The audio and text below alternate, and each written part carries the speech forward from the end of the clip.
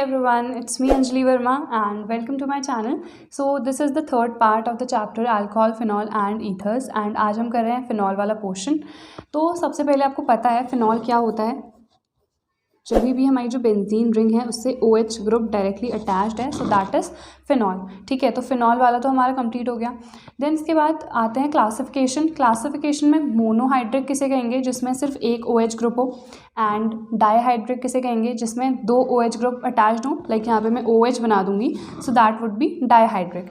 Similarly trihydric क्या होगा अगर मैं यहाँ पे 3 बना दूँ। सो यही है हमारा कि मोनोहाइड्रिक, डाईहाइड्रिक एंड ट्राईहाइड्रिक क्या होता है।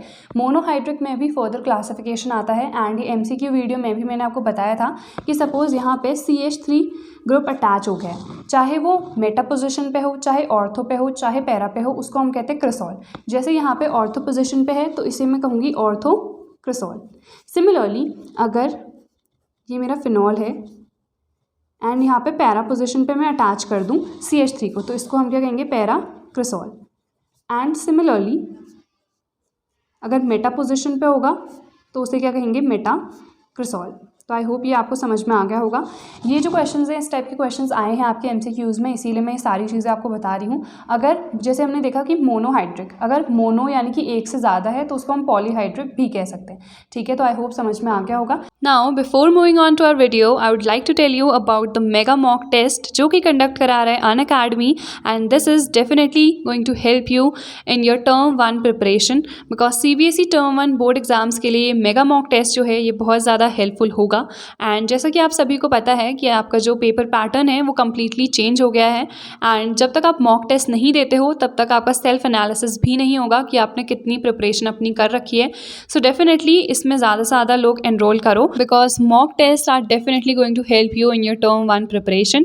एंड इतना ही नहीं बल्कि अगर आप इस मेगा मॉक टेस्ट में एनरोल करते हो so you can stand a chance to win prizes like MacBook Air, iPad Pro, headphones etcetera, and also scholarship worth ₹50 lakh. 27 से 30 नवंबर के बीच में आपका ये मेगा मॉक टेस्ट कंडक्ट कराया जाएगा, एंड जो इसकी टाइमिंग है वो है 5 से 6:30 PM के बीच की। एंड जो आपकी डेट्स हैं वो यहाँ पे क्लियरली मेंशन्ड है, लाइक आपका 27 को क्लास 10th के साइंस है, 28 को maths, and similarly class 12th का कॉमर्स एंड साइंस के जो टाइम टेबल है वो यहाँ पे क्लियरली मेंशन्ड है। So definitely go and enrol for the final mock test now. And अगर आप जब भी एनरोल कर रहे हो सो मेरा जो अनलॉक कोड है वो डेफिनेटली यूज़ कर लेना, जो कि है ANJV10, and do enroll for this mega mock test because this is definitely going to help you a lot। Mock test जो है ना वो बहुत इंपॉर्टेंट होते हैं, बिकॉज अगर आप मॉक टेस्ट ही नहीं दे रहे हो तो आप सेल्फ एनालिसिस नहीं कर सकते हो। सो डेफिनेटली जाओ एंड इसके लिए एनरोल करो। इसके बाद थोड़ा सा नॉमेनक्लेचर देख लेते हैं, बिकॉज कई लोग इसको गलत कर देते हैं। जैसे ये है हमारा CH2OH, तो इसका नाम होगा बेंजाइल अल्कोहल।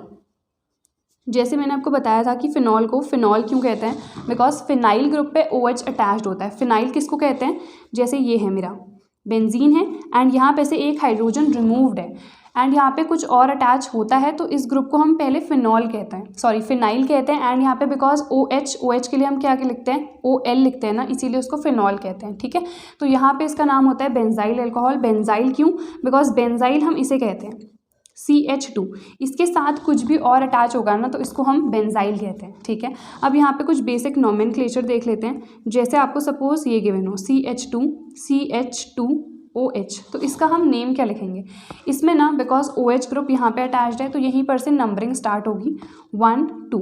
सेकेंड पोजिशन पे ये ग्रुप अब कौन सा है, यही हमने जो देखा फिनाइल वाला, तो इसका नाम क्या होगा 2 फिनाइल मेथ एथ, तो क्या हो जाएगा एथेनॉल। सिमिलरली एक और देख लेते हैं, जैसे ये है CH2OH, तो अब इसका नेम क्या होगा 1 2 3, थर्ड पोजीशन पे है हमारा फिनाइल, सो 3 फिनाइल मेथ एथ प्रॉप, तो प्रोपेनॉल या फिर प्रोपेन 1 ओल भी आप इसे लिख सकते हो। तो आई होप ये जो बेसिक हमने देखा है नोमेनक्लेचर एंड ऑल आपको समझ में आ गया होगा। इसके बाद हम देखते हैं इसकी प्रिपरेशन, बिकॉज अगेन जो आपकी प्रिपरेशन है वो भी इम्पॉर्टेंट है। तो देन हम देखते हैं अब प्रिपरेशन। सो सबसे पहली जो प्रिपरेशन मेथड है वो काफ़ी सिंपल सी है आपकी, जो हम बेंजीन डाइजोनियम क्लोराइड लेते हैं। ये हमने बहुत जगहों पे यूज़ किया था, even haloalkanes and haloarenes वाले चैप्टर में। तो इसको हम क्या कहते हैं, सॉरी माइनस यहाँ पे आएगा Cl पे।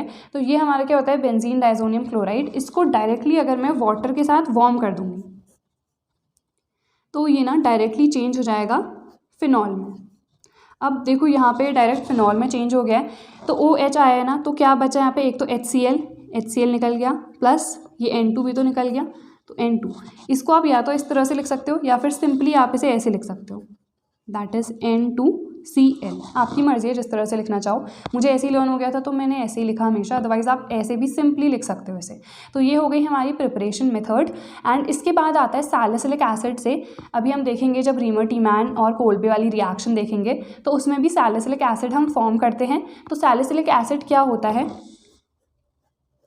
ये हमारा OH है एंड यहाँ पे जब COOH ग्रुप आ जाता है तो इसको हम कहते हैं सैलिसिलिक एसिड। देन इसमें हम क्या करते हैं कि NaOH को रिएक्ट कराते हैं। अब देखो जब NaOH को मैंने इसमें रिएक्ट कराया है तो सबसे पहले इसे तो रिप्लेस नहीं करता है, OH ऐसे ही रहता है। ये वाला जो हाइड्रोजन है इसे रिप्लेस करता है, यहाँ पे Na आ जाता है, तो H2O तो यहाँ पे निकल गया। अब जब यहाँ पे COONA फॉर्म हुआ है तो इसको हम रिएक्ट कराते हैं सोडा लाइम के साथ। सोडा लाइम आपको पता होना चाहिए क्या होता है, NaOH प्लस CaO। सोडा इसके लिए आ रहा है एंड लाइम जो है इसके लिए, तो ये फॉर्म हो गया है। तो यहाँ पे क्या होता है ना, directly, I am so sorry for this, तो यहाँ पे डायरेक्टली क्या होता है, अब ये सब रिमूव हो जाता है एंड यहाँ पे ONA आ जाता है। मतलब जब भी आपने इसको सोडा लाइम के साथ रिएक्ट कराया है तो डायरेक्टली यहाँ पे क्या फॉर्म हो गया आपका, सोडियम फिनेट या फिर सोडियम फिनॉक्साइड। देन इसको हम रिएक्ट कराते हैं HCl के साथ। अगर मैं इसे HCl के साथ रिएक्ट कराऊंगी तो क्या फॉर्म होगा, यहाँ पे अब OH आ जाएगा एंड जो हमारा NaCl है वो निकल जाएगा। तो ये क्या फॉर्म हो गया है, ये यहाँ पे फिनॉल फॉर्म हो गया है। तो this is the preparation by the salicylic acid. Similarly जैसे अभी हम रिएक्शन आगे देखेंगे रीमर टीमैन, तो उसमें हम क्या करते हैं, उसमें हम OH से क्या फॉर्म करते हैं, सैलिसिलिक एसिड। तो आई होप ये वाला आपको समझ में आ गया होगा। इसके बाद we have the Dow's process. तो डोज प्रोसेस जो है ये हम ऑलरेडी देख चुके थे, बट एक और बार देख लेते हैं। ये वाली रिएक्शन आपकी आई थी haloalkanes and haloarenes वाले चैप्टर में। तो ये है आपकी डोज प्रोसेस। अब डोज प्रोसेस में क्या होता है, हम क्या लेते हैं उसमें Cl दैट इज़ क्लोरोबेंजीन, इसको रिएक्ट कराते हैं विद NaOH एंड ये 6 to 8% ही होना चाहिए। एंड यहाँ पे कुछ कंडीशंस होती है टेम्परेचर की और प्रेशर की, that is 623 kelvin around temperature and 300 atmospheric pressure. तो यहाँ पे क्या होता है, जो HCl है ना ये निकल जाता है एंड यहाँ पे सोडियम फिनेट या फिर सोडियम फिनॉक्साइड फॉर्म होता है, जैसे अभी आगे वाली रिएक्शन में फॉर्म हुआ था। या तो आप इसे सिंपली सोडियम फिनेट कह सकते हो या फिर सोडियम फिनॉक्साइड। देन इसकी भी हम फर्दर रिएक्शन कराते हैं HCl के साथ, जैसे अभी हमने देखा था। तो अगेन यहाँ पे डायरेक्टली क्या फॉर्म हो जाता है, OH एंड यहाँ पे से NaCl निकल जाता है। देन इसके बाद है cumene process. This is again important. ये सारी वैसे तो नेम रिएक्शंस भी हैं एंड ये बहुत ज़्यादा इंपॉर्टेंट है क्यूमीन प्रोसेस। इससे भी MCQs आए थे, MCQ वीडियो आप डेफिनेटली देख लेना, मैंने पहले ही अपलोड कर रखी है, तो उसमें भी क्यूमीन प्रोसेस से आया था क्वेश्चन। तो यहाँ पे क्या है ना, फिनॉल और एसीटोन दोनों की ही इक्वल क्वांटिटी में अगर हमें प्रिपरेशन करनी है तो उस केस में हम क्यूमीन प्रोसेस यूज़ करते हैं। अब रिएक्शन देख लेते हैं। सबसे पहले तो मैंने यहाँ पर ले लिया है बेंजीन, देन इससे मैं रिएक्ट कराती हूँ विद दिस, जो कि हमारा क्या है, एक एल्कीन है। एंड यहाँ पे भी कुछ कंडीशंस होती हैं, जैसे H3PO4 की प्रेजेंस में एंड 523 केल्विन टेम्परेचर। इसकी कंडीशंस जो है उतनी ज़्यादा इंपॉर्टेंट नहीं है, बट जैसे डोज प्रोसेस है उसकी कंडीशंस बहुत ज़्यादा इंपॉर्टेंट है। अब देखो यहाँ पे क्या होता है, देन ये जो है ये डायरेक्टली यहाँ पे आके अटैच हो जाता है। तो क्या फॉर्म हो गया यहाँ पे CH3 एंड यहाँ पे देन अगेन CH3। अब ये जो है दिस इज़ क्यूमीन, या फिर इसको हम क्या कह सकते हैं, आइसोप्रोपाइल बेंजीन। ठीक है, आइसोप्रोपाइल बेंजीन, या फिर यही क्या है हमारा क्यूमीन। तो मे बी क्यूमीन का आपसे नेम पूछा जाए तो आइसोप्रोपाइल बेंजीन है। देन इसके बाद क्या करते हैं, इसका ऑक्सीडेशन करते हैं, या फिर सिंपली हम कह सकते हैं कि ऑक्सीजन के साथ इसे रिएक्ट कराते हैं। तो क्या होता है, देखो यहाँ पे ये C एंड ये CH3 को मैं ऊपर भी लिख सकती हूँ एंड इसको इस साइड भी।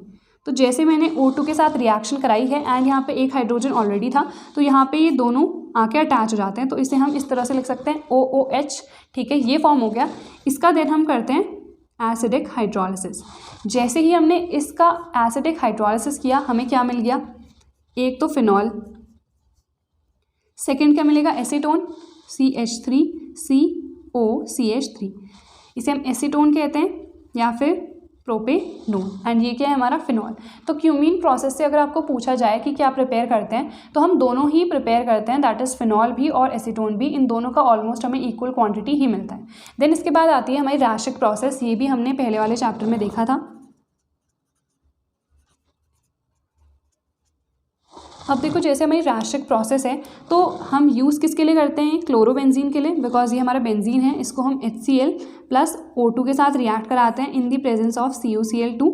तो यहाँ पे हमें डायरेक्टली क्या मिलता है, क्लोरोबेंजीन एंड H2O निकल जाता है। अब देखो बिकॉज यहाँ पे ऑक्सीजन 2 है, तो जब हम बैलेंसिंग करेंगे तो कुछ इस तरह से बैलेंसिंग हो जाएगी। अब ये राशिक प्रोसेस वैसे तो क्लोरोबेंजीन के लिए था, बट जब भी ये प्रोसेस हम करा रहे होते हैं एंड यहाँ पे ये जो क्लोरोबेंजीन फॉर्म हुआ है, इसे डायरेक्टली हम वार्म कर देंगे विद वाटर, या फिर हम इसे स्टीम भी कह सकते हैं।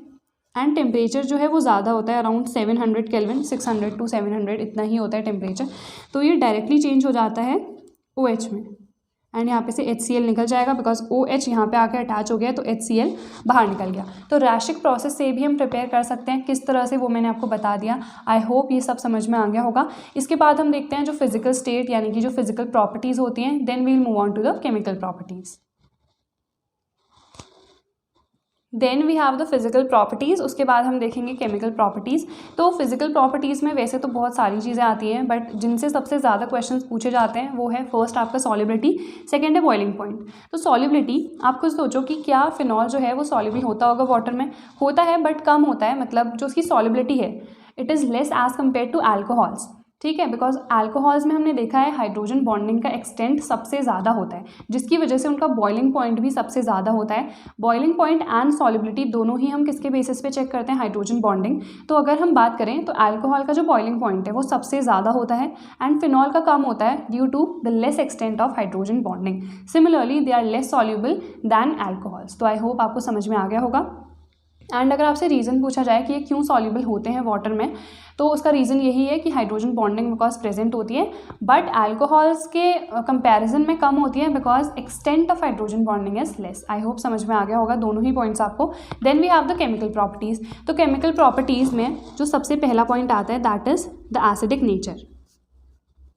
भले ही हमने देखा solubility and boiling point phenol की कम है as compare to alcohols, but जो एसिडिक नेचर है दैट इज़ मोर, यानी कि एसिडिक ज़्यादा होते हैं ये as compare to the alcohols. तो एसिडिक नेचर जो है ना वो ज़्यादा होता है एज़ कम्पेयर टू अल्कोहल्स। तो यहाँ पे एसिडिक नेचर का मतलब क्या है कि ये जो H है ये इसका क्लीवेज हो जाएगा, यानी कि H+।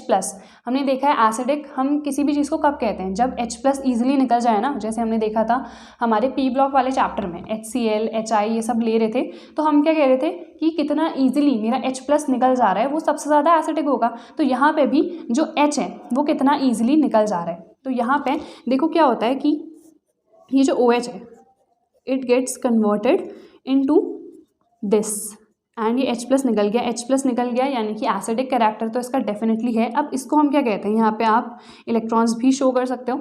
तो ये हमारा फिनेट आयन, जैसे हम अभी कह रहे थे ना कि सोडियम फिनॉक्साइड, सोडियम फिनेट, तो यही है वो हमारा फिनेट आयन, ठीक है। तो यहाँ पे क्या हो रहा है, अगर आपसे पूछा जाए कि फिनॉल एसिडिक क्यों होता है, so due to the release of H+ ion and the formation और the conversion of phenol into more stable phenate ion. तो अब हम इसे मोर स्टेबल क्यों कह रहे हैं, ये जो फिनेट आयन है ना ये ज़्यादा स्टेबल होता है, एंड ये हम देख सकते हैं उसके रेजोनेंस स्ट्रक्चर से। तो रेजोनेंस स्ट्रक्चर जो है ना, सबसे पहले हम बनाते हैं फिनॉल का OH, ठीक है। तो यहाँ पे इसके पास 2 लोन पेयर बचे, तो क्या होता है ये यहाँ पे शिफ्ट हो गया, ठीक है, एंड देन ये वाला बॉन्ड इधर शिफ्ट होता है। अब इसको हम वैसे मैंने गोल बना दिया, इस तरह से आप चेक कर सकते हो, ठीक है। तो ये वाला जो डबल बॉन्ड है ये इधर शिफ्ट हो गया। देन रेजोनेंस स्ट्रक्चर्स को हम इस तरह से ही लिखते हैं। तो अब देखो यहाँ पे क्या हुआ, यहाँ पे बिकॉज ये इलेक्ट्रॉन इधर शिफ्ट हुआ है तो यहाँ पे डबल बॉन्ड आ गया, एंड यहाँ पे चार्ज कैसा आ जाएगा, एक पॉजिटिव। देन ये इधर शिफ्ट हुआ है तो विच मीन्स इसके पास इलेक्ट्रॉन्स हैं। देन ये इधर शिफ्ट हुआ, ये इधर शिफ्ट हुआ, देन इसको तो हम एज इट इज़ बना देते हैं। देन क्या हुआ, देखो ये इधर शिफ्ट हो गया विच मीन्स अब डबल बॉन्ड मेरा इधर आ जाएगा, एंड ये वाला इलेक्ट्रॉन इधर शिफ्ट हो गया। देन ये इधर शिफ्ट होगा एंड ये वाला इधर शिफ्ट हो जाएगा। देन इसको एज इट इज़ लिख देते हैं फिर से। तो अब देखो ये डबल बॉन्ड इधर, अब ये इधर शिफ्ट हो गया है एंड ये वाला इधर आ गया, विच मीन्स इलेक्ट्रॉन अब इधर आएगा, तो ये इधर शिफ्ट होगा, ये वापस जाके इधर शिफ्ट हो जाएगा। तो रेजोनेंस तो आपको पता ही होगा, जैसे बेंजीन रिंग में रेजोनेंस होता है, विच मीन्स जो डबल बॉन्ड है वो इधर पे भी आ सकता है एंड सिमिलरली वो इधर पे भी आ सकता है, जैसे यहाँ पे आ गया, ठीक है। तो अब देखो यहाँ पे सिंगल बॉन्ड आ गया OH, यहाँ पे इलेक्ट्रॉन्स वापस आ गए हैं एंड ये कुछ इस तरह से हम बना सकते हैं। अब इसका हाइब्रिड स्ट्रक्चर भी आता है। ये सारे क्या थे, रेजोनेंस स्ट्रक्चर्स। एक आता है हाइब्रिड स्ट्रक्चर। अगर नहीं पता है क्या होता है तो अभी के लिए छोड़ दो, बिकॉज अभी तो एग्जाम्स आ ही गए हैं, तो इतना डिटेल में देखने की ज़रूरत नहीं है। जो हाइब्रिड स्ट्रक्चर है वो अब हम ना इस तरह से बनाते हैं।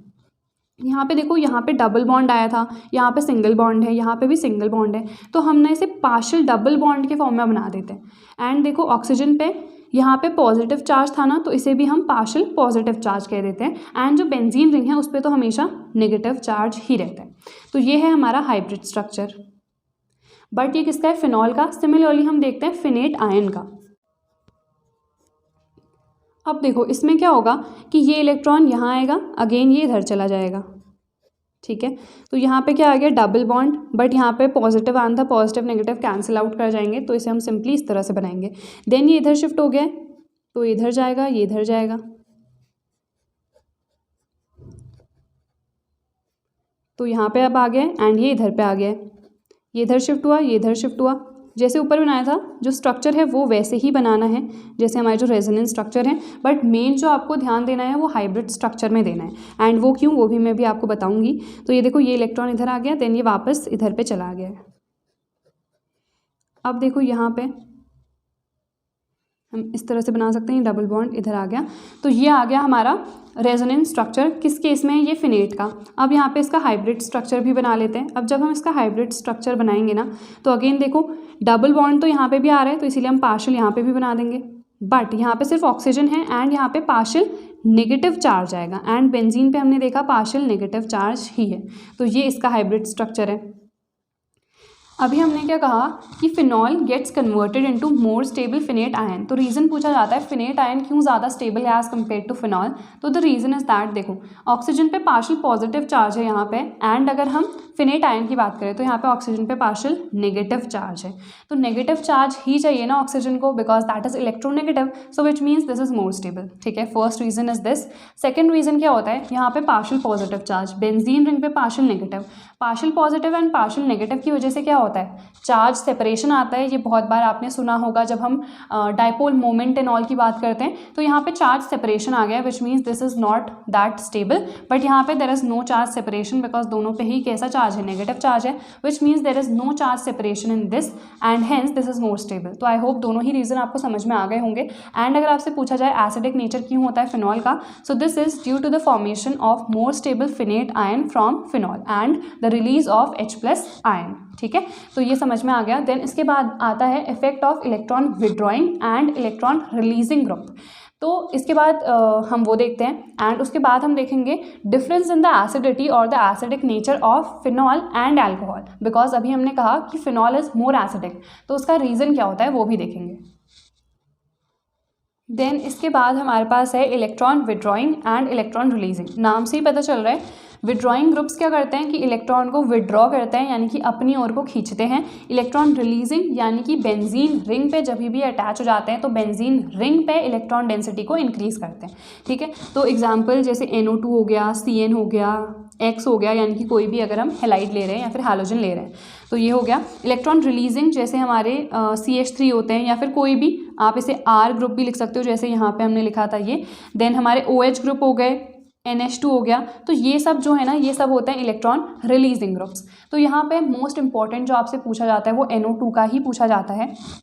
जैसे ये है, ये मेरा OH है, इस पर अगर मैं NO2 ग्रुप अटैच कर दूँ, ये कौन सी पोजिशन है, दिस इज मेटा।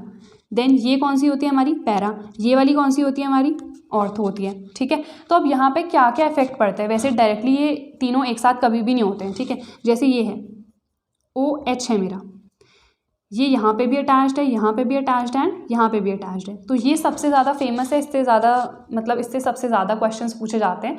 तो आपको ये पता भी होगा, इसको पिक्रिक एसिड कहते हैं। या फिर इसको हम क्या कह सकते हैं 2,4,6 ट्राइनाइट्रोफिनॉल। तो ये जो है इसका एसिडिक कैरेक्टर जो है ना वो सबसे ज़्यादा होगा। क्यों? बिकॉज इसमें देखो सबसे ज़्यादा क्या अटैच्ड है NO2 ग्रुप। NO2 क्या है? Electron withdrawing. Electron withdrawing group जब भी अटैच होते हैं तो एसिडिक कैरेक्टर इंक्रीजेस।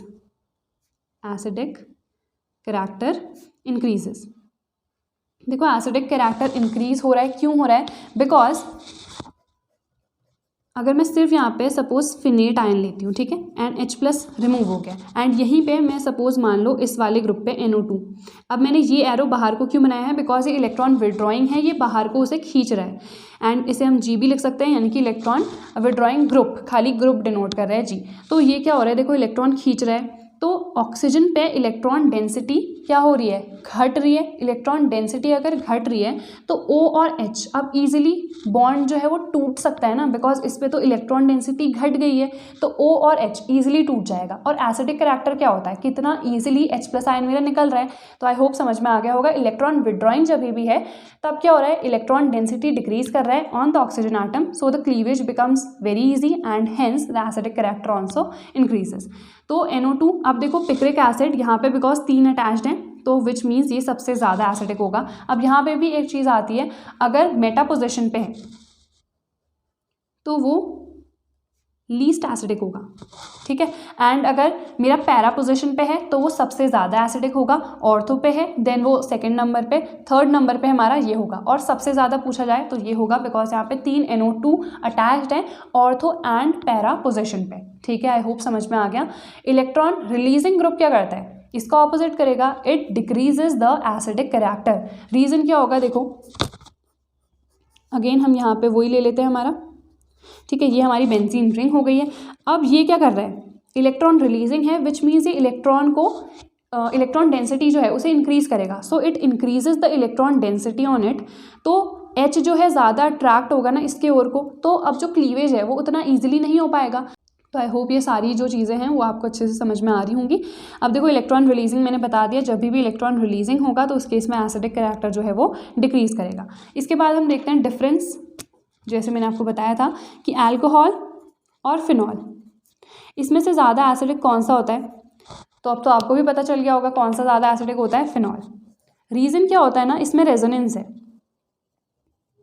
एंड इसमें रेजोनेंस नहीं है। तो फिनॉल में रेजोनेंस है जिसकी वजह से the phenol is getting converted into more stable phenate ion, but ऐसा इसमें कुछ नहीं होता है। तो आई होप ये आपको समझ में आ गया होगा। Now we'll be seeing all the reactions and जो ईथर वाला पोर्शन आपका बचा है in the next part. So I hope इसमें हमने जितना भी करा है वो आपको समझ में आया होगा। एंड अगर इस वीडियो ने आपको थोड़ा सा भी हेल्प किया है so do comment down and do share my video. So I see you guys in the next video. Till then take care.